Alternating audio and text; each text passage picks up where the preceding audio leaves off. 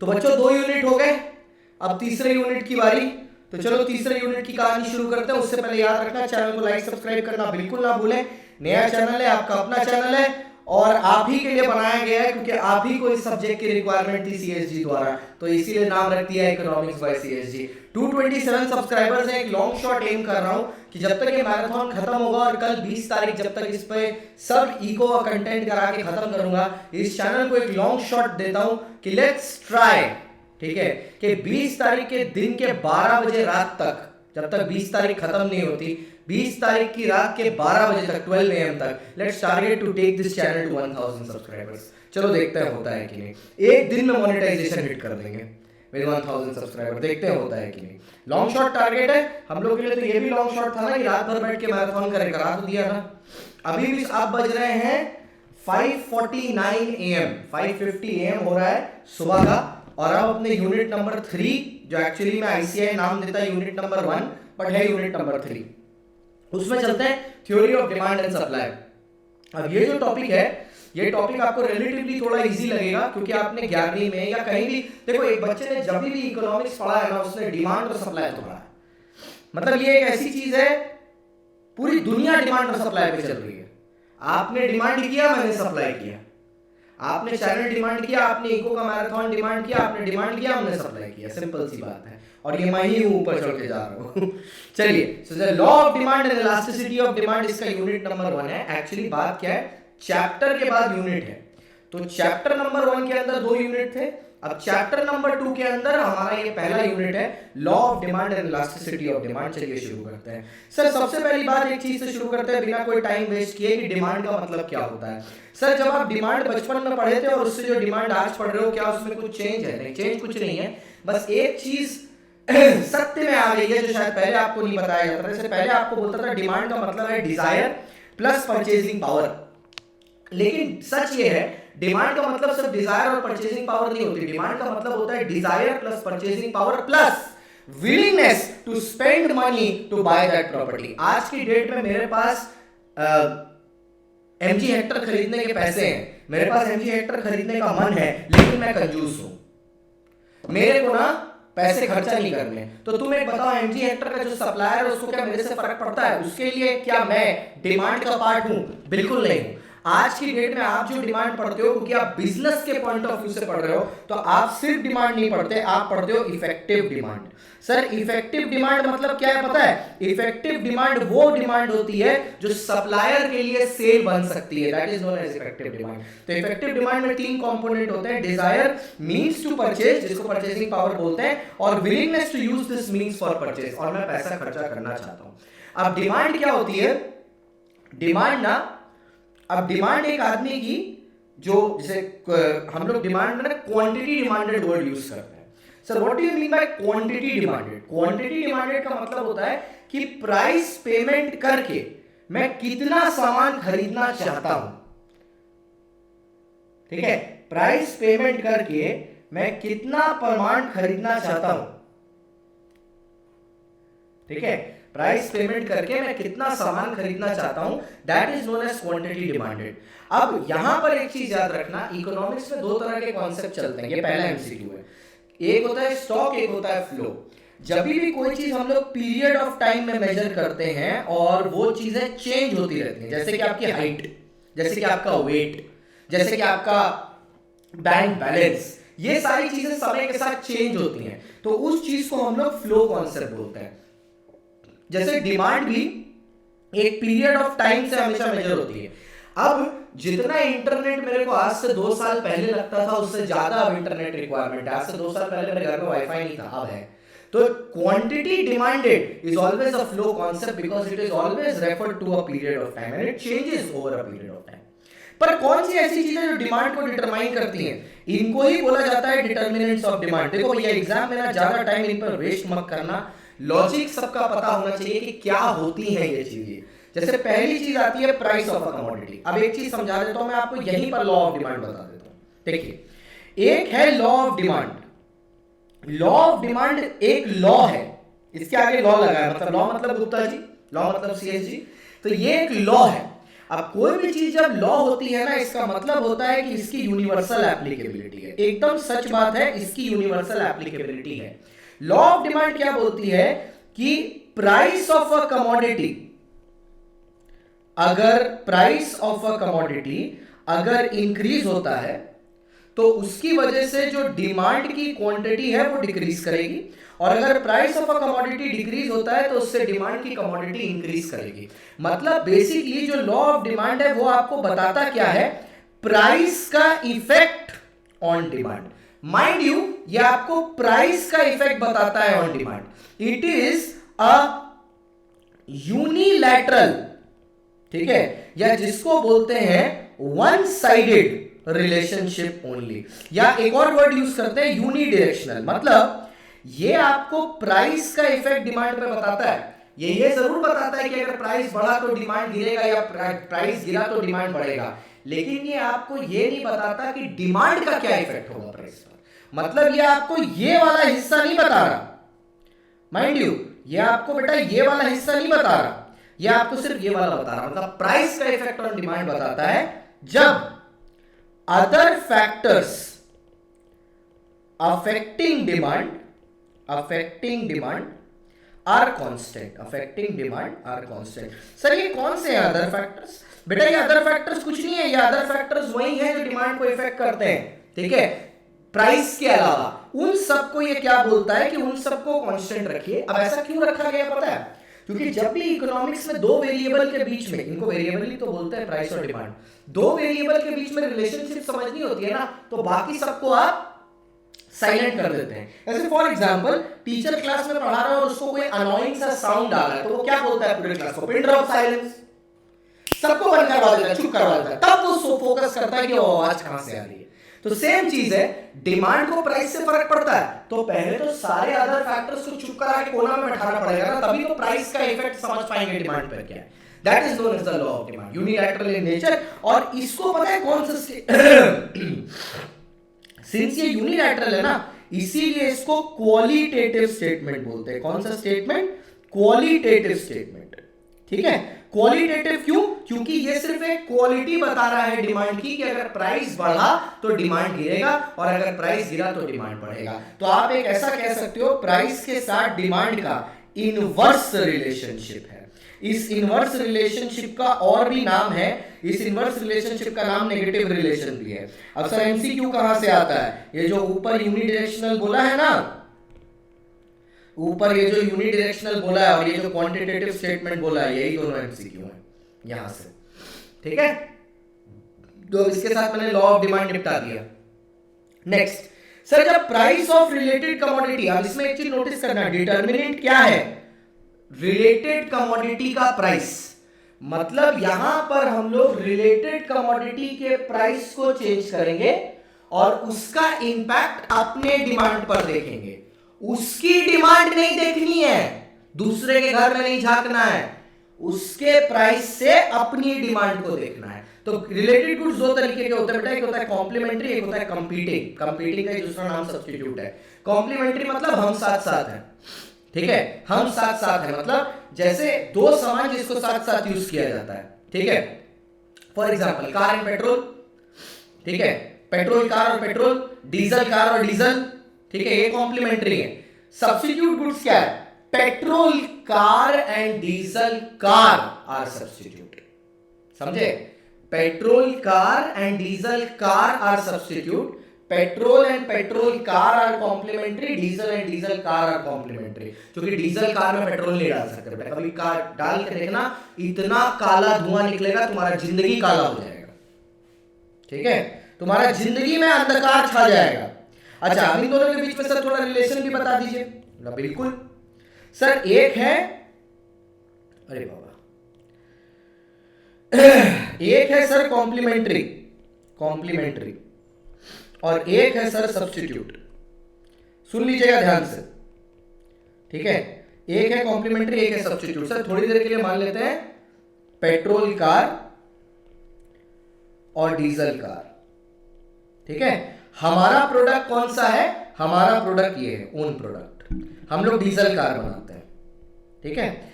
अगर मार्केट में petrol car का प्राइस राइज किया तो क्या होगा पता है, लोग पेट्रोल कार छोड़ के डीजल कार लेने लगेंगे, तो मेरे प्रोडक्ट की डिमांड बढ़ेगी। सिमिलरली अगर उसका प्राइस गिरा तो जो लोग मेरी गाड़ी खरीद रहे थे वो उसकी गाड़ी में चला जाएंगे, तो मेरी डिमांड गिरेगी। मतलब आप ये समझ लीजिए कि सब्स्टिट्यूट गुड्स के साथ हमारी रिलेशनशिप डायरेक्ट है, डायरेक्ट रिलेशन है सब्स्टिट्यूट गुड्स के साथ। सर सिमिलरली कॉम्प्लीमेंट्री के साथ कहानी थोड़ी उल्टी है, ठीक है। एक तरफ पेट्रोल कार है और दूसरी तरफ है पेट्रोल। सर अब पेट्रोल ही कॉम्प्लीमेंट्री होगा ना, पेट्रोल कार तो हमारा गुड्स है, तो ये ओन प्रोडक्ट है। हालांकि ये लिखने वाली बात नहीं थी, आदमी ऐसा नहीं होता बेटा कि पहले पेट्रोल खरीदता है फिर गाड़ी खरीदता है, पहले गाड़ी खरीदता है फिर पेट्रोल खरीदता है, ठीक है। गाय होगी तो गोबर आएगा ना, गोबर से तो गाय आएगी नहीं। चल सर आप ये बात बोल भी किसको रहे हैं, हम लोग गोबर लोग को। चलो तो पेट्रोल कार और पेट्रोल है, ठीक है। तो अब अगर पेट्रोल का प्राइस बढ़ा तो लोग क्या करेंगे पता है, पेट्रोल कार लेना छोड़ देंगे। वो बोलेंगे बाबा एक काम करते हैं, पेट्रोल कार बहुत महंगा है, पेट्रोल गाड़ी लेके मतलब नहीं डीजल ले लो। सिमिलरली अगर पेट्रोल का प्राइस गिरा तो लोग क्या करने लगेंगे पता है, डीजल की डिमांड करने लगेंगे, मतलब पेट्रोल का डिमांड बढ़ जाएगी पेट्रोल गाड़ी की। क्यों? क्योंकि फिर सस्ता पड़ रहा है। तो यहां पर कैसा रिलेशनशिप हुआ, कॉम्प्लीमेंट्री के साथ इनवर्स रिलेशन हुआ, उल्टा, ठीक है। तो ये हो गया भैया, आगे बढ़ते हैं।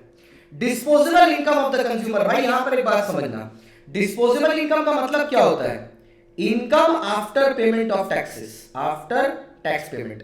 मोदी जी को टैक्स पेमेंट करने के बाद जो इनकम बचती है उसके बारे में बात कर रहा है बेटा। गुड्स इसमें देखो तुमको दो तरीके के दिए हैं, एक दिया है तुमको नॉर्मल गुड्स। नॉर्मल गुड्स मतलब जो रोजमर्रा की जिंदगी में यूज होते हैं, एवरीडे लाइफ में, जैसे furniture, clothing, automobile, consumer durable, ये सब है नॉर्मल गुड्स। अब नॉर्मल गुड्स के केस में क्या होता है, अगर इनकम बढ़ी तुम्हारी तो भैया अच्छा फर्नीचर रखेंगे तो तुम्हारी डिमांड भी बढ़ती है, प्रोवाइडेड प्राइस कांस्टेंट हो, मतलब प्राइस सेम है, इनकम बढ़ी तो डिमांड भी बढ़ेगी, मतलब डायरेक्ट रिलेशन, डायरेक्ट रिलेशन है, साफ सीधा। लेकिन कुछ ऐसे गुड्स होते हैं जिनको एसेंशियल कमोडिटी बोलते हैं। अब एसेंशियल कमोडिटी जैसे खाना पीना, ये सारी चीजें, पीना मतलब वैसा पीना नहीं, मतलब समझो थोड़ा एसेंशियल, मतलब जो मतलब खाना, तेल, बेसिक नेसेसिटी। अब इन पे ना इनकम का ज्यादा प्रभाव नहीं पड़ता, थोड़ा बहुत इंक्रीज होती है बट ज्यादा इंक्रीज नहीं होती। जैसे देखो लिखा है ना, but this increase will be less than proportionate, ज्यादा इंक्रीज नहीं होती। मतलब इसी को ना जब आप इनकम इलास्टिसिटी पढ़ोगे डिमांड के टॉपिक में, तो इसकी इनकम इलास्टिसिटी ना EI लेस देन 1 होती है, ठीक है। अब क्योंकि मैराथन है तो ये सब मैं बोल सकता हूं।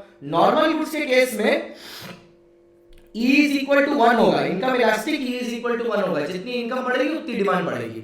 लग्जरी गुड्स में क्या होता है पता है, जितनी इनकम बढ़ती है उससे ज्यादा डिमांड बढ़ती है, क्योंकि जो चीज आदमी पहले खरीद नहीं पा रहा था वो अब खरीद पा रहा होता है। तो EI is greater than 1 income elastic, ठीक है। चलो साथ में इलास्टिसिटी भी हो जा रहा है। सर सबसे इंपॉर्टेंट डिटर्मिनेंट जो है ना आपका इसमें, वो है टेस्ट एंड प्रेफरेंस। क्योंकि टेस्ट एंड प्रेफरेंस में ना इनके पास MCQ पूछने के लिए, क्योंकि उसमें बहुत सारी चीजें हैं, तो इसको ना एकदम वेरी इंपॉर्टेंट है, इसको वेरी इंपॉर्टेंट करना बी से, ठीक है। तो सर टेस्ट एंड प्रेफरेंस का सीधा सीधा मतलब क्या होता है, टेस्ट एंड प्रेफरेंस का मतलब जो ट्रेंड में है, सर गुप्ता जी हैं, जो ट्रेंड में है, जो फैशन में है, जैसे गुप्ता जी की बियर्ड, ठीक है, गुप्ता जी का चैनल ट्रेंड में है, ठीक है, जो फैशन में, ठीक है। अब एक बात समझिएगा, इसमें मैं कुछ चीजें आपको बता रहा हूं। जैसे सबसे पहला आता है डेमोन्स्ट्रेशन इफेक्ट, फिर बैंड वैगन इफेक्ट, फिर वेवलन इफेक्ट, स्नॉब इफेक्ट, ठीक है। ये 4 इफेक्ट हम लोग को यहां पर डिस्कस करना है, 1 2 1 2 3 4, ठीक है, 1 2 3 4, अपन करो ये अत्याचार।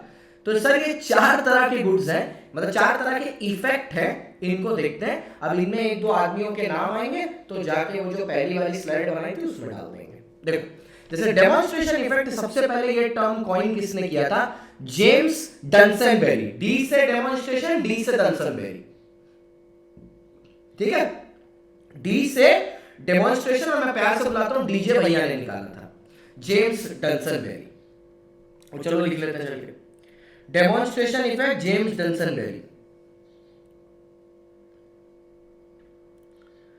हम लोग इधर में है ना, टेस्ट एंड प्रेफरेंस, इनको थोड़ा खींच के ये वाला स्लाइड को इधर ही ले आते हैं लोग, वरना बार बार ऊपर जाना पड़ेगा।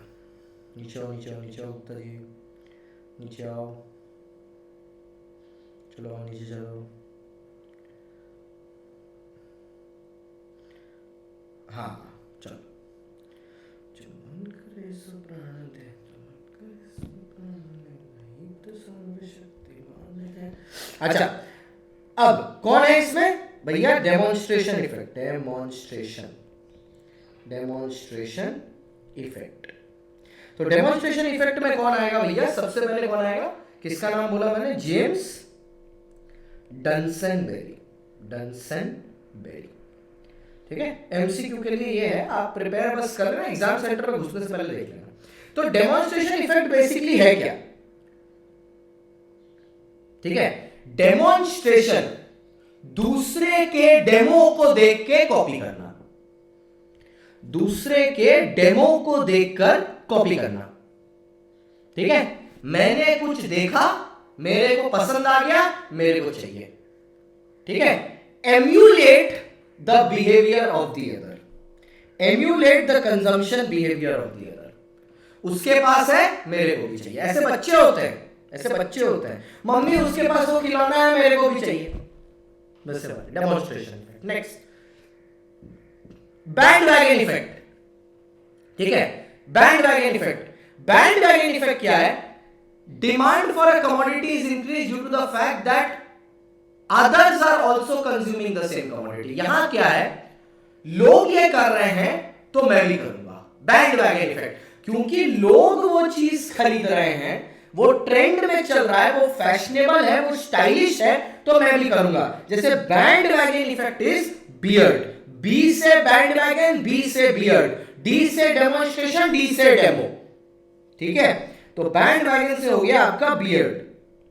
अभी ट्रेंड में सब रख रहे हैं, फैशन में, मैं भी रख रहा हूं। और बैंडवैगन का ठीक ऑपोजिट है स्नॉब इफेक्ट। बैंडवैगन का मतलब होता है जो सब कर रहे हैं वो करूंगा, और स्नॉब इफेक्ट इज कि मैं दुनिया का सबसे अलग करूंगा। अगर सब दाढ़ी रख के घूम रहे हैं, मैं क्लीन शेव घूमूंगा। ठीक है, मैं अलग करूंगा सबसे। ठीक है, जैसे गुप्ता जी के नोट्स है ना, S for snob, S for शान निकाल लो, सबसे अलग है गुप्ता जी के नोट्स। एस फॉर शान, एस फॉर स्नॉब। ठीक है, एस फॉर शान, एस फॉर स्नॉब। जो सब कर रहे हैं वो मैं नहीं करूंगा, क्योंकि मेरे को रहना है क्या? एक्सक्लूसिव। तो डी, डेमोन्स्ट्रेशन के डी से डेमो, बैंडवैगन के बी से बियर्ड, स्नॉब के एस से शान, मेरे को रहना यूनिक। अब वेबलेन इफेक्ट क्या है? वेबलेन इफेक्ट लाया ही गया है बाय थॉर्स्टिन वेबलेन, उससे अपने ही नाम पे रख दिया। ठीक है, थॉर्स्टिन वेबलेन।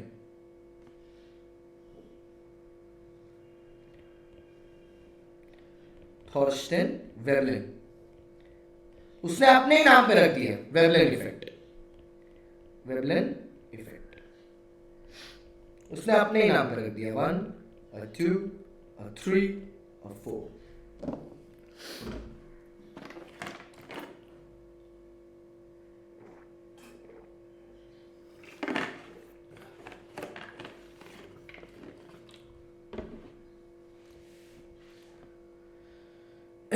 आइए सर, वेबलेन इफेक्ट होता क्या है? वेबलेन इफेक्ट का बेसिक मतलब ये होता है, जिसको कॉन्स्पिशियस कंजम्पशन भी बोलते हैं। क्या बोलते हैं?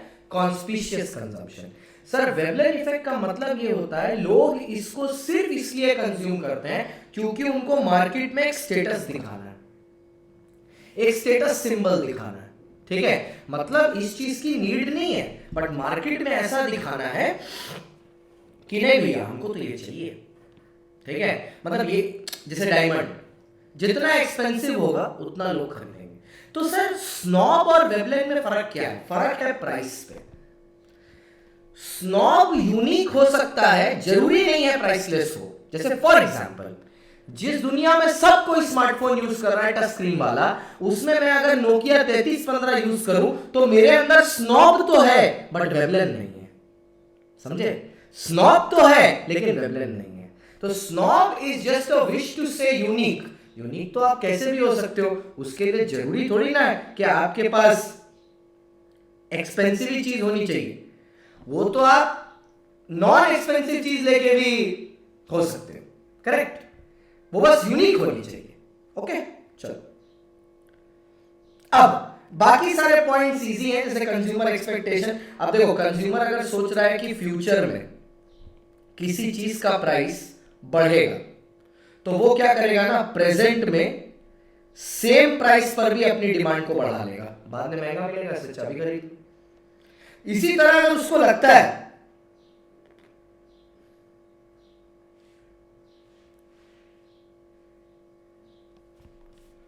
ठीक है, उसी तरह लगता है कि अगर ये जो प्राइस है, ठीक है, ये अगर प्राइस गिरा, ठीक है, मतलब फ्यूचर में उसको लगता है कि प्राइस गिरेगा, तो वो डिमांड अभी कम कर लेगा, तो डिमांड अभी कम कर लेगा, सीधी सीधी। ये हो गया कंज्यूमर एक्सपेक्टेशन। इसके साथ कुछ और फैक्टर्स भी है, जैसे साइज ऑफ पॉपुलेशन, ठीक है, एज डिस्ट्रीब्यूशन ऑफ पॉपुलेशन, जैसे level of national income and distribution, ठीक है। दूसरा, consumer credit facility and interest rate, ठीक है, गवर्नमेंट पॉलिसीज एंड रेगुलेशन। ये हर चीज थोड़ा तो देखो, कंज्यूमर क्रेडिट फैसिलिटी समझना, अगर कोई दुकान वाला है जहां पे तुम सामान खरीदने जा रहे हो और वो तुमको अच्छा खासा क्रेडिट देता है, समझो ना, तो तुमको 30 दिन क्रेडिट देता है पेमेंट करने के लिए, तो तुम ऑब्वियसली उसी का दुकान में बार बार जाएगा, क्योंकि अब क्या हो गया, तुमको एक चीज समझ में आ गया, बाबा यहाँ पे सामान सस्ता मिल रहा है, अब यहाँ पे क्रेडिट पेड भी मिल रहा है, तो तुम वो ही दुकान हमेशा प्रेफर करेगा। ये कॉमन सेंस वाली बात है, ठीक है, that you will always love to purchase from that place, ठीक है। गवर्नमेंट पॉलिसी रेगुलेशन सिंपल है, मान लीजिए मोदी जी अगर किसी चीज पे जीएसटी बढ़ाएंगे, तो फिर उसका एमआरपी भी बढ़ेगा, जब उसका एमआरपी बढ़ेगा तो उसका डिमांड गिरेगा, तो ये तो कॉमन सी बात है, और इनको आप कंट्रोल भी नहीं कर सकते, आप मोदी जी को थोड़ा ना बोल सकते हैं चुपचाप बैठिए। सर ये डिमांड फंक्शन क्या है? आपने अभी डिटर्मिनेंट्स पढ़ा, हर डिटर्मिनेंट का डिमांड पे इफेक्ट होता है। जब आप डिटर्मिनेंट्स ऑफ डिमांड और डिमांड के बीच का रिलेशनशिप साथ में पढ़ते हो ना, किसका किस पे क्या इफेक्ट है, डिमांड का किस पे क्या इफेक्ट है, तो उसको डिमांड फंक्शन बोलते हैं। मैं बच्चों को ऐसे समझाता हूँ, मान लीजिए मैथ्स का पेपर है और मेरे को मैथ्स नहीं आती और मैं क्लास के टॉपर के पीछे बैठा हूँ, तो शान के मार्क्स क्या चीज पर डिपेंड करेंगे? शान के मार्क्स डिपेंड करेंगे टॉपर के मार्क्स पे। अब इस डिपेंडेंसी को दिखाने का एक तरीका होता है कि आप मैथ्स में उसके आगे फंक्शन लगा दो, तो मैं बोलूंगा शान्स marks is a function of topper's marks, ठीक है। तो यही बेसिकली डिमांड फंक्शन है, कि डिमांड फंक्शन ये दिखाता है the relationship between the dependent and the independent variable. तो यहां पर डिपेंडेंट वेरिएबल क्या है? Quantity demanded. जो क्या चीज पे डिपेंड कर रहा है? वो जो other factors dependent on demand है, जैसे प्राइस, ये सब इंडिपेंडेंट है, ठीक है, क्योंकि इन पे डिमांड डिपेंडेंट कर रहा है, ये किसी पे डिपेंड नहीं कर रहा है, ठीक है। सर लॉ ऑफ डिमांड तो मैंने पहले ही बता दिया, बस आपको एक बात याद रखनी है, ये लॉ ऑफ डिमांड लाया कौन था? So the law of demand has been introduced by professor Alfred Marshall. He is one of the biggest person in micro economics, he is the king of micro economics, ठीक है, king of micro economics. और जब हम लोग बोलते हैं ना कि अदर थिंग्स रिमेनिंग कांस्टेंट, ठीक है, demand changes, other factors remaining constant, demand changes with price, तो अदर फैक्टर्स रिमेनिंग कांस्टेंट को एक वर्ड में लिखा जा सकता है सेक्टर्स पेरिबस। उसका मतलब ही है लैटिन में अदर फैक्टर्स रिमेनिंग कांस्टेंट, ठीक है। तो भैया साइंटिस्ट का नाम लिख लेते हैं, अल्फ्रेड मार्शल, जिसने लॉ ऑफ डिमांड को प्रोफाउंड किया, ठीक है। अल्फ्रेड चचा, Alfred uncle, Alfred Marshall, Alfred Marshall, ठीक है, अल्फ्रेड मार्शल, जिसने किसको इनैक्ट किया है? लॉ ऑफ डिमांड, ठीक है, इन्होंने बनाया लॉ ऑफ डिमांड को, ठीक है, सेक्टर्स पेरिबस अदर थिंग में, ठीक है। अच्छा, अब लॉ ऑफ डिमांड को दिखाने के बेटा दो तरीके हैं, एक है डिमांड शेड्यूल और दूसरा आएगा डिमांड कर्व। तो डिमांड शेड्यूल बेसिकली क्या है? सिर्फ एक वर्ड याद रखिएगा, demand schedule is a tabular presentation, बस इस वर्ड पे ध्यान रखिएगा, ठीक है, क्योंकि ये टेबल के फॉर्म में बनता है। It is a tabular presentation of different quantities demanded at different prices, बस इट्स अ टैब्यूलर प्रेजेंटेशन। देखो टैब्यूलर प्रेजेंटेशन है, different commodities demanded at different price. लेकिन इसमें ना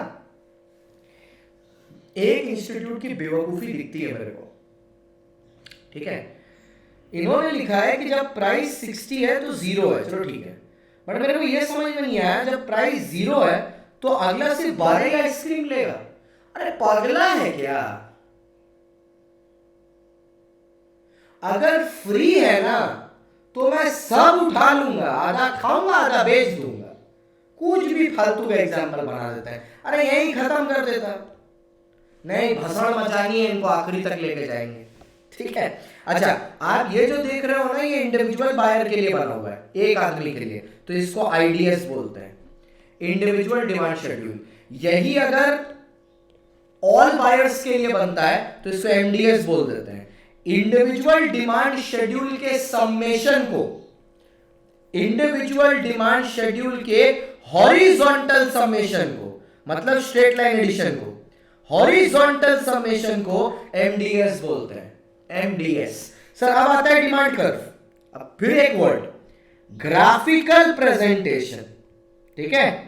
टैब्यूलर प्रेजेंटेशन डिमांड शेड्यूल है, ग्राफिकल प्रेजेंटेशन डिमांड कर्व है। इसमें आप एक चीज नोटिस करोगे कि sir demand curve is downward sloping, उसका रीजन आगे आएगा, पर ये दिखाता पता है क्या है कि प्राइस और डिमांड के बीच में इनवर्स रिलेशनशिप है। और एक चीज बता देता हूं, क्योंकि ये डाउनवर्ड स्लोपिंग है ना, तो ये और एक चीज दिखाता है कि डिमांड कर्व का नेगेटिव स्लोप है,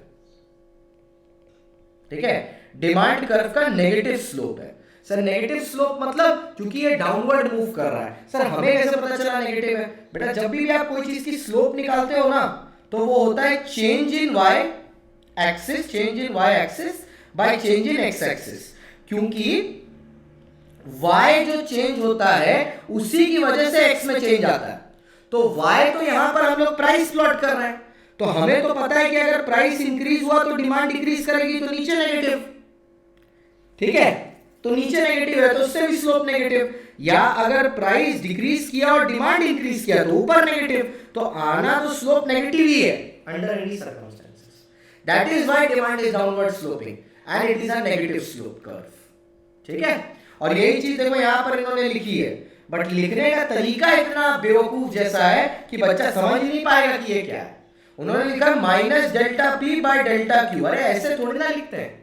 change in Y axis by change in X axis हमेशा स्लोप होता है, क्योंकि वाई एक्सिस पे हम लोग हमेशा वो वेरिएबल प्लॉट करते हैं जिसकी वजह से एक्स चेंज हो, हमेशा हमेशा, ठीक है। ये देखो एमडीएस आ गया। एमडीएस कुछ नहीं है, इंडिविजुअल डिमांड शेड्यूल्स को स्ट्रेट लाइन में ऐड करोगे तो मार्केट डिमांड शेड्यूल आ जाता है। देखो ये आईडीएस है, ये आईडीएस है, अगर दो बायर का आईडीएस ऐड कर दिए तो एमडीएस निकल के आएगा, बस सिंपल। ऐसे ही मार्केट डिमांड कर्व कैसे निकलता है, ये आईडीसी है, ये आईडीसी है, अगर दोनों के आईडीसी को ऐड कर दिया तो एमडीसी हो जाएगा। मतलब it is also a horizontal summation of the individual demand curves, ठीक है, इंडिविजुअल डिमांड कर्व। अब ये जो स्ट्रेट लाइन डिमांड कर्व है उसका ये एक इक्वेशन बनाते हैं। क्या इक्वेशन बनाते हैं? That Q is equal to, Q मतलब quantity demanded is equal to A intercept minus B into P, A intercept minus B into P। अब यहां पे मतलब क्या है बात का समझना, P क्या है? प्राइस, P क्या है? Price of the commodity, A क्या है? इंटरसेप्ट, ठीक है, A is the vertical intercept. Sir vertical intercept का क्या मतलब है? पहली बात इंटरसेप्ट का क्या मतलब होता है समझो। इंटरसेप्ट का मतलब होता है जब कोई लाइन एक्सिस को काटती है, अगर कोई लाइन इस एक्सिस को काटती है तो उसको हॉरिजॉन्टल इंटरसेप्ट बोलते हैं, और कोई लाइन अगर इस एक्सिस को काटती है तो उसको वर्टिकल इंटरसेप्ट बोलते हैं। तो इन्होंने जो डिमांड इक्वेशन आपको दिया है that Q is equal to A minus BP, इसमें ये क्या बोल रहे हैं कि quantity demanded is equal to value at y intercept, मतलब यहां पर ये है y इंटरसेप्ट, क्योंकि नीचे जा रहा है ना y को, ये लाइन यहां तो काट रहा है, तो value at y intercept minus B slope into price. Logic है ब्रो, लॉजिक है, समझ। A क्या है? A क्या है? A मैक्सिमम प्राइस है जो एक कमोडिटी का है। कॉफी दे दो। A मैक्सिमम प्राइस है जो एक कमोडिटी का है, ठीक है, मैक्सिमम। ₹20, ठीक है। बोल रहा है माइनस स्लोप। स्लोप का मतलब क्या? स्लोप का मतलब कितना प्राइस चेंज से कितनी क्वांटिटी चेंज होती है इनटू प्राइस। तो क्वांटिटी डिमांडेड तो आ ही जाएगा ना बेवकूफ। देखो ए जो है वो y इंटरसेप्ट है मैक्सिमम। एक बात समझो, ये मेरे को मजा आता है बहुत पढ़ाने में। जब कोई लाइन यहां पर है, अगर डिमांड यहां है, मतलब इस पॉइंट पे y इंटरसेप्ट पे डिमांड 0 है, करेक्ट? ये डिमांड 0 है, यहां पर डिमांड इज 0। तो ये बोल रहे हैं कि प्राइस जब 20 है, गुप्ता जी मैं इसके लिए बता रहा हूं, ये वाले के लिए, कि प्राइस जब 20 है, इससे अगर मैं स्लोप हटा दूं, स्लोप कैसे निकालूंगा? देखो y एक्सिस पर चेंज कितना हुआ है? 20 से 10 में गया है, मतलब -10, और ये गया है 1 से 2 में, तो +1 है ना, +1। तो स्लोप आ गया -10। तो अगर मैं यहां पर भी -10 लिखूं इनटू प्राइस, प्राइस कितना है कमोडिटी का? प्राइस कितना है कमोडिटी का? सर अभी आपने जब स्लोप का चेंज निकाला तो 10 का प्राइस है, तो इनटू 10। अब 10 10 100 हो गया, ठीक है। 10 10 100 हो गया, -100 माइनस माइनस प्लस 20, मतलब क्वांटिटी डिमांडेड 120 हो गया। एकदम सिंपल, एकदम सरल सिंपल है, ठीक है। तो बेसिकली बात इतनी सी है, फालतू की कंफ्यूजन आपके दिमाग में क्रिएट करते हैं, ये कुछ नहीं है। ये क्वांटिटी निकालने का एक तरीका है। ये बोलता है कि ए इज वाई इंटरसेप्ट, जब वाई इंटरसेप्ट पे है तो डिमांड 0, ठीक है। स्लोप बताता है कि प्राइस के चेंज होने से डिमांड कितनी चेंज होती है, और पी प्राइस ही है। तो अगर मैं प्राइस को चेंज इन प्राइस और डिमांड से मल्टीप्लाई करूं तो प्राइस प्राइस कट जाएगा, सिर्फ चेंज इन डिमांड बचेगा। तो 0 डिमांड और चेंज इन डिमांड के बीच का difference is your quantity demanded. आपको एग्जाम में क्या आएगा? Q आएगा, A माइनस बीपी आएगा, B का वैल्यू दे देगा और A इंटरसेप्ट का वैल्यू दे देगा, और एक ग्राफ दे देगा। स्लोप आपको खुद निकालनी है, change in y by x, value में बैठाओ, क्वांटिटी निकालो। सिंपल सा क्वेश्चन है, बहुत सिंपल है, ठीक है, इजी है। सर अब बताना है, ठीक है, कि ये बात आती है कि लॉ ऑफ डिमांड से डिमांड कर्व डाउनवर्ड क्यों स्लोप होता है। मेरे को 1 मिनट का टाइम देना, मैं स्क्रीन को पॉज नहीं कर रहा क्योंकि ये पॉज वाली की काम नहीं कर रही, हॉट की, तो इसीलिए मैं पॉज नहीं कर रहा। 1 मिनट का टाइम देना मेरे को, 1 मिनट में वापस आता हूँ, जस्ट 1 मिनट।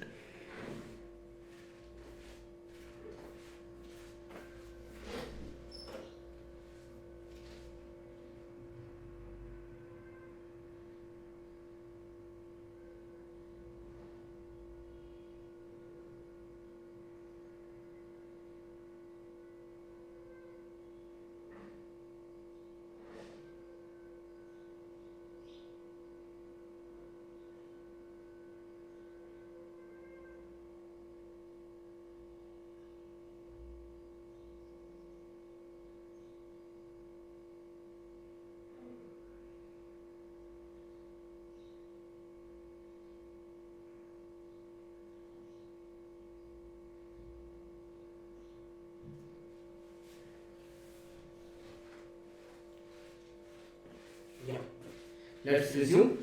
हाँ, तो अभी rational of law of demand जो बोल रहा है ना, वो ये बता रहा है कि law of demand downward sloping क्यों है, why is the demand curve downward sloping, ठीक है, रीजन क्या है। सर सबसे पहले आता है ना प्राइस इफेक्ट, ठीक है। सर प्राइस इफेक्ट के अंदर 2 कंपोनेंट है, एक है सब्स्टिट्यूशन इफेक्ट, दूसरा इनकम इफेक्ट। अब समझना कैसे, और ये बताया किसने? ये प्राइस इफेक्ट और सब्स्टिट्यूशन इफेक्ट, ये सब्स्टिट्यूशन इफेक्ट और इनकम इफेक्ट बताया गया है बाय हिक्स एंड एलन। अब यही हिक्स और एलन वही हैं जिन्होंने इंडिफरेंस कर्व का निर्माण किया, ये वही लोग हैं, ठीक है। तो हिक्स एंड एलन द्वारा निकाला गया है आपका, हाँ, हिक्स एंड एलन द्वारा निकाला गया है आपका हिक्स एंड एलन। हमको हिक्स बोलने में विक्स लगता है। कौन सा effect? Income and substitution.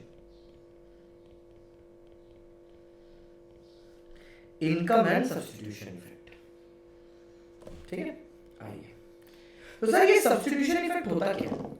Substitution effect का सिंपल मतलब ये है कि एक ग्राहक, ठीक है, को अगर एक प्रोडक्ट का सब्स्टिट्यूट आपके प्रोडक्ट से सस्ते दाम में मिलेगा ना,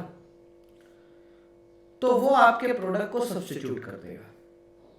फॉर एग्जाम्पल, मेरे पास लिंक ओशन जेल है, मेरे पास लिंक ओशन जेल है ब्लू वाला, ठीक है। अगर मेरे को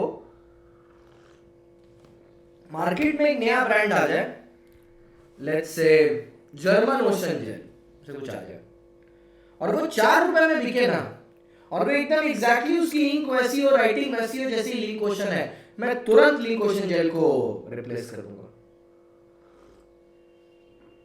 तुरंत।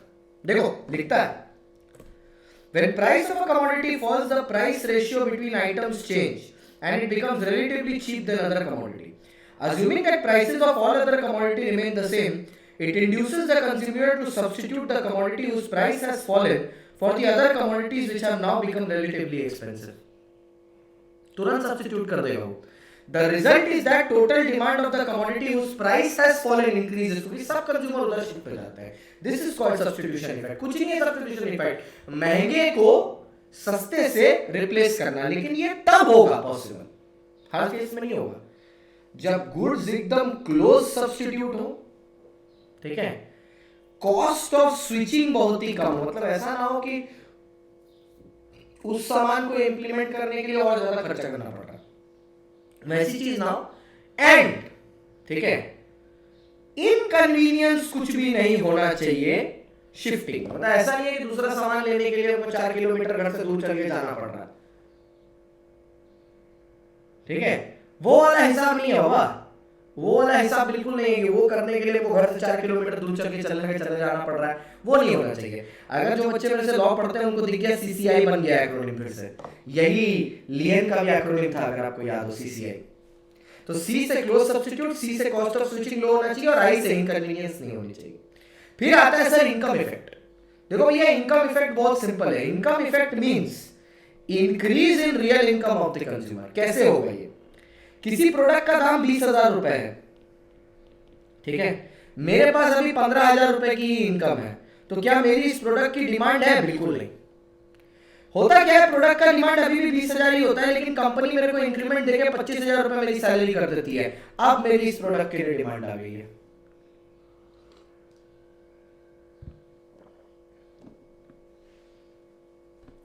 ठीक है, तो अब सडनली इस प्रोडक्ट की मेरे लिए डिमांड आ गई है, एकदम सिंपल। तो increase in demand occurs on account of increase in real income. मतलब क्या है, परचेजिंग पावर बढ़ रही है, उसको तुम रियल इनकम इंक्रीज करना बोल दो, परचेजिंग पावर इंक्रीज करना बोल दो, कुछ भी चीज बोल दो, इनकम इफेक्ट हो जाता है। ठीक है, अब एक चीज समझो, ठीक है, एक चीज समझो, लेकिन एक गलती है इसमें, पता है, बहुत जगह पढ़ाया जाता है ये चीज जो मैंने अभी बोला कि ये है इनकम इफेक्ट, बट ये इनकम इफेक्ट नहीं है। This is not income effect, this is elasticity of income. Income effect का मतलब ये होता है बेवकूफों, या अगर तुमको पहले से पता तो बहुत अच्छी बात है, इनकम इफेक्ट का मतलब ये होता है कि मेरी रियल इनकम बढ़ गई है। रियल इनकम का मतलब ये नहीं होता कि तुम्हारी एक्चुअल इनकम बढ़ रही है। रियल इनकम का मतलब ये है कि लेट्स सपोज कोई चीज का प्राइस है 20,000, तुम्हारे पास इनकम है 15,000, तो क्या तुम्हारी डिमांड है? नहीं। फिर उस चीज का दाम गिर के 15,000 आ जाता है, तुम्हारी इनकम अभी भी 15,000 है, अब तुम्हारी डिमांड हो गई। तो income effect is when price of a commodity falls and the consumer can buy that commodity or more quantity of the commodity with the same level of income.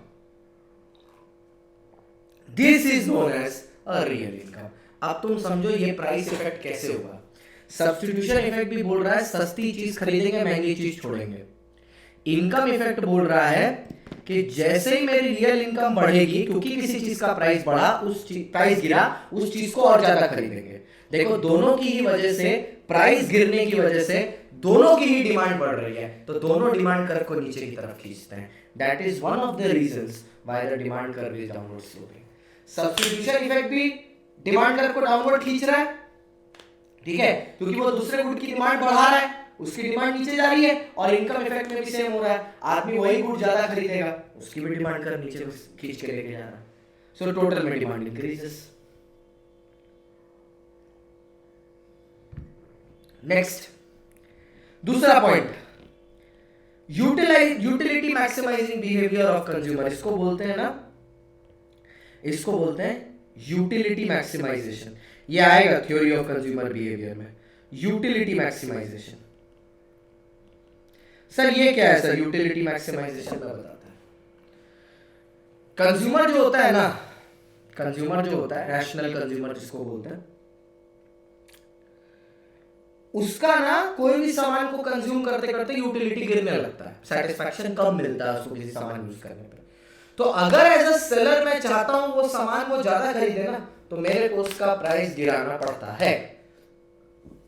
तो अगर मैं चाहता हूं कि एक आदमी डिमांड कर्व में यहां है, वो डिमांड कर्व में यहां है, तो मेरे को प्राइस को यहां से यहां करना पड़ेगा, तो प्राइस को गिराना पड़ेगा.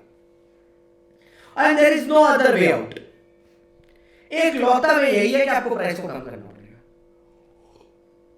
जैसे आपका प्राइस कम हुआ डिमांड बढ़ जाएगी, क्योंकि आदमी क्या देख रहा है, भाई 20 रुपए मैंने खर्चा किया, इससे 20 रुपए की खुशी तो मेरे को मिल रही, इससे तो मेरे को सिर्फ 12 रुपए की खुशी मिल रही है. अगर तुम प्राइस भी गिरा के 12 लेके आ जाओगे ना, या 11 ले जाओगे या 10 ले जाओगे, तो वो खरीद लेगा, क्योंकि वो आदमी यूटिलिटी को क्या चीज से मेजर करता है, प्राइस से. Next, arrival of new customer. ये तो इजी है, अगर ज्यादा कंज्यूमर आ गए तो डिमांड बढ़ जाएगी आपकी. डिफरेंट यूजेस, ये बहुत अच्छी चीज है. अगर एक कमोडिटी है जिसके बहुत सारे यूज है, जैसे दूध, गणेश पूजा के टाइम में दूध खरीदो, मिठाई भी खरीदाना है, दूध भी चढ़ाना है, लस्सी भी बनाना है, सारी चीजें दूध में चाहिए, तो ऑटोमेटिकली दूध का डिमांड बढ़ेगा. लेकिन इलेक्ट्रिसिटी सेम, पेन सेम, जिस चीज के मल्टीपल यूजेस होते हैं ना, उसकी डिमांड हमेशा ज्यादा होती है. Common sense. और जैसे ही उसका प्राइस गिरता है ना, लोग उसको और ज्यादा खरीदते हैं, क्योंकि फिर क्या है, वो एक की जगह 10 चीज में यूज करेंगे. जैसे इलेक्ट्रिसिटी, जब दाम बढ़ने लगता है तो मम्मी बोलती नहीं एसी चला है, बंद करो एसी, इलेक्ट्रिसिटी का दाम बढ़ रहा है. यही अगर इलेक्ट्रिसिटी फ्री कर दी जाए या सस्ता कर दी जाए, तो मम्मी बोलेगी ठीक है एसी चलो, चलाओ, एंजॉय करो. लेकिन लॉ ऑफ डिमांड के कुछ एक्सेप्शन है. पहले बात समझिएगा एक्सेप्शन का मतलब क्या होता है, ठीक है. प्राइस बढ़ा, डिमांड बढ़ गया, एक्सेप्शन. डिमांड सेम रह गया, एक्सेप्शन, ठीक है.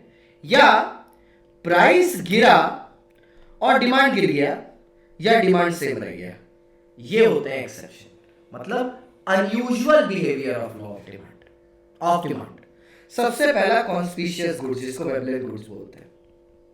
तुम खुद देखो ना, प्राइस बढ़ता है, आदमी और ज्यादा खरीदता है, कॉन्स्पिशियस कंजम्पशन. क्यों? मालदार पार्टी दिखेंगे, रईस दिखेंगे. तो यहाँ लॉ ऑफ डिमांड कहाँ फॉलो हो रहा है, यहाँ तो प्राइस बढ़ रहा है, डिमांड और ज्यादा बढ़ रहा है, ठीक है. नेक्स्ट है भैया, ये बड़ा ही मशहूर है, गिफेन गुड्स या रॉबर्ट गिफेन द्वारा प्रणीत बात, ठीक है. तो एक और नाम आप उसमें डाल लीजिएगा, रॉबर्ट गिफेन, जो बनाए हैं गिफेन गुड्स. रॉबर्ट गिफेन जो बनाए हैं गिफेन गुड्स.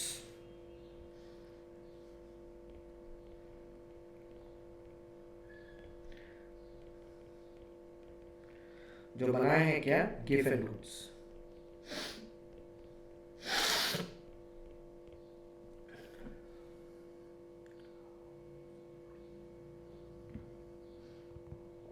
क्या बनाए हैं, गिफेन गुड्स. सर तो सुनिएगा, रॉबर्ट गिफेन एक स्कॉटिश इकोनॉमिस्ट है, ठीक है, जो स्टैटिस्टिक्स में भी है. तो इन्होंने थ्योरी देखी थी. इन्होंने क्या देखा कि इनकी पूरी चीज एक थ्योरी पे बेस्ड है. इन्होंने देखा कि ब्रिटिश वर्कर्स जो हैं, जब ब्रेड का दाम गिरा, ठीक है, नहीं sorry, as the price of bread increase, मान लो ब्रेड का दाम बढ़ा, इनको अनयूजुअल बिहेवियर यही लगा था कि ब्रेड का दाम बढ़ा, तो ब्रिटिश वर्कर्स ने क्या किया, वो लोग ब्रेड और खरीदने लगे. रादर देन ब्रेड कम खरीदने, क्योंकि नॉर्मली क्या होता है किसी चीज का प्राइस बढ़ता है तो लोग कम खरीदते हैं ना, लेकिन यहां पर इन्होंने क्या देखा कि इसका प्राइस बढ़ा और लोग फिर भी इसी को ज्यादा खरीद रहे हैं, तो इनको लगा this was something against the law of demand, तो ये सोचने लगे कि मैं ऐसा क्यों हूं, मैं ऐसा क्यों हूं, मतलब ऐसा क्यों हुआ, रीजन क्या था। ठीक है, हुआ ये, जब उनको जवाब ये मिला कि जब ब्रेड का दाम बढ़ा तो क्योंकि ब्रेड लोगों के लिए इंपॉर्टेंट थी, तो लोगों ने क्या किया, जो बाकी जगहों पे वो पैसा खर्चा करते हैं उन्होंने वो सारा कंजम्पशन कट डाउन कर दिया और वो सिर्फ और सिर्फ ब्रेड कंज्यूम करने लगे। क्योंकि बात क्या थी, ब्रेड अभी भी बाकी चीजों से सस्ता ही था, इवन दो उसका दाम बढ़ गया था। मतलब इसको मैं सिंपल तरीके से क्या बोलता हूं, मैं समझाता हूं। मेरे को कुर्ता लेना है, ठीक है, कुर्ता लेना है, मान्यवर खरीदने की मेरी औकात नहीं है, प्रगति का कुर्ता मैं खरीद सकता हूं, प्रगति का कंपनी का। नॉर्मल डेज में प्रगति का कुर्ता 2000 का मिलता है और मान्यवर 7000 का है। अब हुआ क्या है, दिवाली के टाइम पे प्रगति का कुर्ता बढ़ के हो गया है 4000, ठीक है, प्रगति का कुर्ता हो गया 4000। अब प्रॉब्लम यह है, मान्यवर के मुकाबले प्रगति तो इंफीरियर गुड्स है क्योंकि मान्यवर की क्वालिटी ज्यादा है, बट इवन दो प्रगति का दाम बढ़ गया है, मैं फिर भी प्रगति खरीदूंगा क्योंकि मान्यवर के मुकाबले तो वो अभी भी सस्ता है। मान्यवर पहले भी औकात के बाहर था, अभी भी औकात के बाहर है, ठीक है।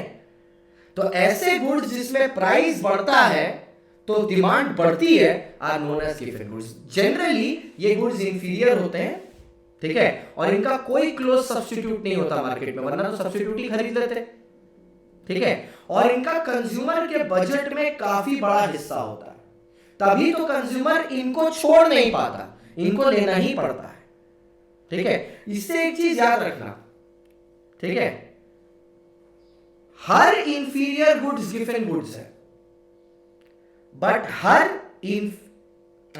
गिवन गुड इंफीरियर गुड है। All given goods are inferior goods, but all inferior goods are not given. जैसे मैं बताता हूं, माचिस की तीली इंफीरियर है बट वो गिवन नहीं है। क्यों?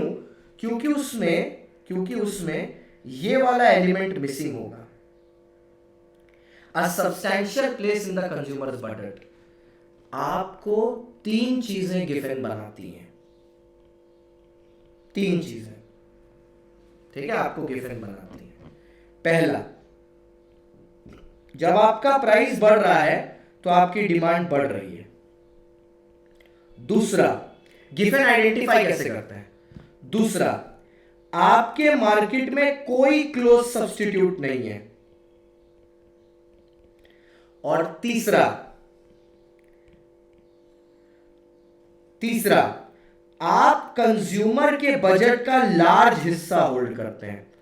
कंज्यूमर्स बजट लार्ज पार्ट, तब आपको गिवन बनाया जाता है। एक बात याद रखिए, all given goods are inferior goods, but all inferior goods are not given. क्योंकि जो माचिस की तीली है ना, उसका क्लोज सब्स्टिट्यूट लाइटर है, सिमिलरली वो कंज्यूमर के बजट का कोई लार्ज पार्ट ऑक्यूपाई नहीं करती। तो ये तीनों चीज जब आपको किसी गुड्स में दिखेगा ना, तब वो गिवन होगा। मैं जानबूझ के गिवन में इतना स्लो गया क्योंकि मेरे को पता है कुछ लोगों की यहीं पर फटी पड़ी होती है कि ठीक से समझा ही नहीं पाता टीचर के गिवन क्या होता है, ना बच्चे समझते हैं, आधा अधूरा ज्ञान लेके चले जाते हैं। तो गिवन में 3 चीजें आएंगी, ठीक है। एक, प्राइस और डिमांड दोनों बढ़ेंगे। दूसरा, इसका कोई क्लोज सब्स्टिट्यूट नहीं है। और तीसरा, कंज्यूमर बजट का लार्ज हिस्सा होल्ड करता है। ये कॉन्स्पिशियस नेसेसिटी क्या होता है? कॉन्स्पिशियस नेसेसिटी मतलब कोई ऐसी चीज जो एक्चुअल में नेसेसिटी नहीं है, बट क्योंकि मैंने किसी और को वो यूज करते हुए देख लिया तो अब मेरे को चाहिए। ये होता है छोटे बच्चों में, पापा मेरे को वही वाला खिलौना चाहिए जो उसके पास, जरूरी नहीं, बट क्योंकि कॉन्स्पिशियस नाम क्यों दिया, एक्चुअल में नेसेसिटी नहीं है, बट देखा देखी। This is necessity for demonstration purpose only. याद है demonstration effect? For demonstration purpose only, मतलब मेरे को दुनिया को दिखाना है ठीक है, मेरे को दुनिया को दिखाना है कि मैं भी ये सामान अपने पास रख सकता हूं, सिर्फ इसीलिए मैं रख रहा हूं क्योंकि मेरे को दुनिया को दिखाना है।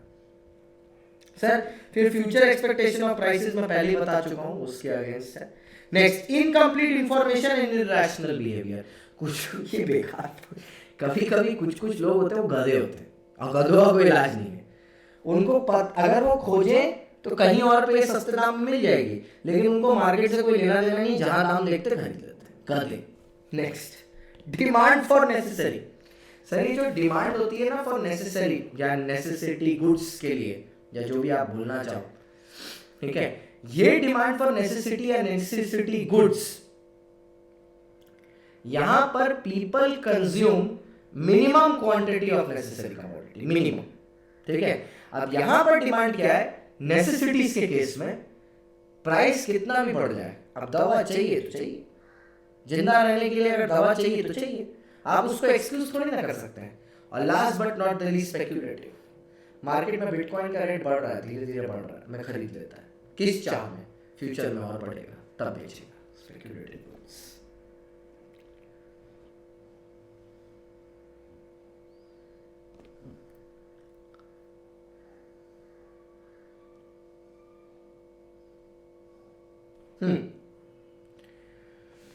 सुनना ध्यान से,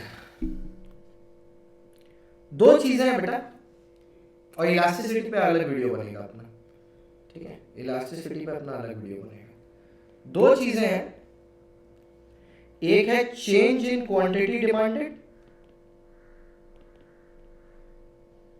ठीक है, और दूसरा है चेंज इन डिमांड।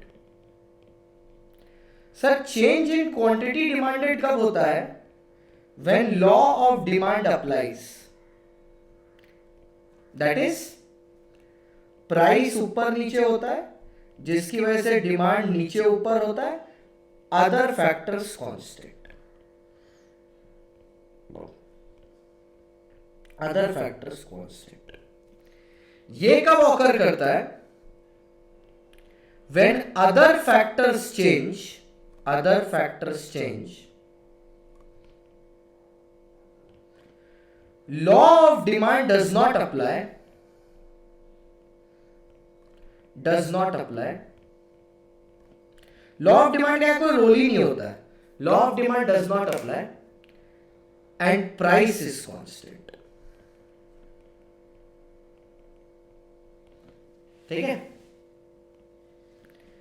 इस केस में जब प्राइस बढ़ता है तो डिमांड घटती है, डिमांड कर्व जाती है, अपवर्ड मूव करती है, अपवर्ड मूवमेंट होता है। ठीक है, याद रखना, चेंज इन क्वांटिटी डिमांडेड में मूवमेंट होता है, अपवर्ड मूवमेंट होता है, और इसको हम लोग बोलते हैं कॉन्ट्रैक्शन ऑफ डिमांड। ठीक है, कॉन्ट्रैक्शन। बेटा नॉर्मल कोर्स में मैं इसमें कम से कम 1.5 क्लास लेता हूँ, बहुत डेप्थ तक जाके, बट ऑब्वियसली अब लास्ट से मैराथन है तो इतना तो इसमें घुस नहीं सकते, वरना पता चला इसी में घुस जाएंगे। ठीक है, पर अगर इसके अलावा भी किसी को कोई भी डाउट हो, आप नीचे कमेंट बॉक्स में लिख सकते हो, या आप मेरे तक डायरेक्टली भी आ सकते हो, कोई प्रॉब्लम नहीं है। ठीक है, अगर प्राइस गिर रहा है तो डिमांड बढ़ रही, इसमें होता है डाउनवर्ड मूवमेंट, मूवमेंट ही होता है, मतलब there is only one demand curve, अभी लिख दूंगा, डाउनवर्ड मूवमेंट, और इसको बोलते हैं एक्सपेंशन। ठीक है, यहां पर जो अदर फैक्टर्स हैं, ठीक है, जो भी अदर फैक्टर चेंज हो रहा है, इतने सारे, अगर उसका पॉजिटिव इफेक्ट है, मतलब there is an increase in demand, अगर डिमांड इंक्रीज हो रहा है तो यहां पर राइट वर्ड शिफ्ट होता है, मतलब कर्व पूरा का पूरा उठ के राइट को शिफ्ट हो जाता है। और सिमिलरली अगर नेगेटिव इफेक्ट है तो ऐसे केस में डिक्रीज इन डिमांड होता है, और यहां पर क्या होता है, लेफ्ट वर्ड शिफ्ट होता है, पूरा का पूरा डिमांड कर्व लेफ्ट में चला जाता है उठ के। ठीक है, नेक्स्ट, यहां पर there is only single demand curve. एक ही डिमांड कर्व पर ऊपर नीचे मूवमेंट होता है। यहां पर बगल वाले में there is multiple demand curve. ठीक है, मल्टीपल डिमांड कर्व, एक से ज्यादा। ठीक है, and that is the difference between change in quantity demanded and change in demand. MCQ के लिए बहुत ज्यादा इंपॉर्टेंट है। एक चीज याद रखिएगा, जब quantity demanded quantity word use करेगा तो क्वांटिटी से मूवमेंट होती है। जब मूवमेंट होती है तो वर्ड यूज करते हैं कॉन्ट्रैक्शन डिक्रीज के लिए और एक्सपेंशन इंक्रीज के लिए। डिमांड बढ़ने के लिए एक्सपेंशन, डिमांड घटने के लिए कॉन्ट्रैक्शन, जब मूवमेंट होती है। जब चेंज इन डिमांड होता है ना कि क्वांटिटी, वैसे केस में इंक्रीज इन डिमांड के लिए शिफ्ट यूज करते हैं right word, decrease in demand के लिए शिफ्ट यूज करते हैं लेफ्ट वर्ड। ठीक है, तो अभी के लिए डिमांड को हम लोग यही एंड करते हैं। डिमांड का पोर्शन इलास्टिसिटी पे एक सेपरेट वीडियो बनेगा। तो सर अभी 6:44 AM हो रहा है और अब मेरे को लगता है माथा दर्द दे रहा है, तो मैं अब थोड़ी सी नींद ले लूंगा 4 घंटा की। ठीक है, और फिर 11 बजे से अपनी रिकॉर्डिंग शुरू करेंगे। ठीक है, 11 बजे अब आपकी स्पेशल क्लास होगी। ठीक है, 11 बजे आपकी स्पेशल क्लास होगी। इस वीडियो के नीचे ही आपको लिंक मिल जाएगा स्पेशल क्लास का, जिसमें मैं इलास्टिसिटी ऑफ डिमांड ही कराऊंगा। तो वो टॉपिक आपका एटलीस्ट वहां पर कंप्लीट हो जाएगा। ठीक है, तो आप जरूर से आ जाइएगा। 45 मिनट्स का वो लेक्चर होगा, 11 से 11:45 अपने एक्सटेंड करके 12 तक भी कर सकते हैं। तो वो आप वहां आ जाइएगा। इस वीडियो के नीचे मैं उसका लिंक लगा दूंगा। Thank you so much guys. Channel को सब्सक्राइब करना ना भूलना, अभी पूरा मैराथन बाकी है, अभी और भी आएगा।